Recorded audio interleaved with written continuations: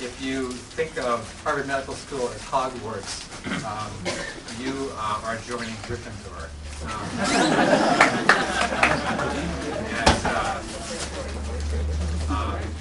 The Sorting Hat has worked in its usual efficient way, and in its mysterious way has identified you as a group of students who have an uncanny ability to make friends with one another and enjoy one another, and to enjoy the next 4 years together. You know, the academic societies, I'll just give you a couple words of history about how they got started. Societies are part of the new pathway concept that came into being in 1986. So we just celebrated our 20th anniversary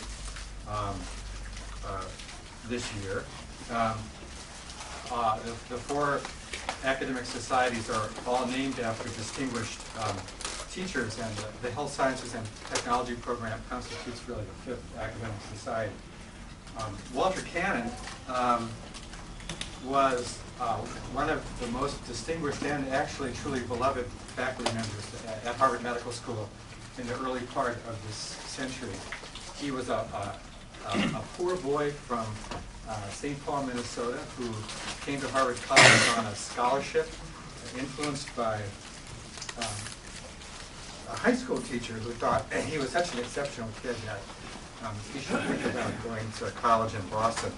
Went on to Harvard Medical School, where he began doing research in physiology as a student, but sort of never really completed clinical training, and became a member of the Department of Physiology straight out of medical school, and went on to a very distinguished research career in which he described many of the properties of the autonomic nervous system.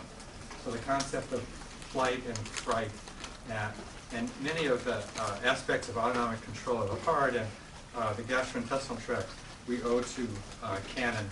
There's a great portrait of him in my office that you'll have a chance to see when we have a chance to meet one another individually later in the fall. It's a portrait that was painted at the time of his retirement, and it shows him in a spick-and-span lab coat standing next to a chymograph, which is a machine they used to record muscle contractions. The chymograph was actually a smoked drum, and you would take a piece of paper and smoke it, allow smoke to adhere, and then the pen on the chymograph would scratch a white line in this revolving smoked drum.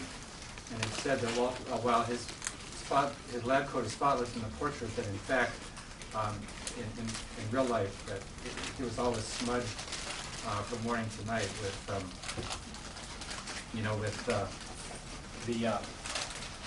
with the smoke from his smoked drum. So I think Walter Cannon, like the rest of us, had got up and put his pants on one leg at a time in the morning.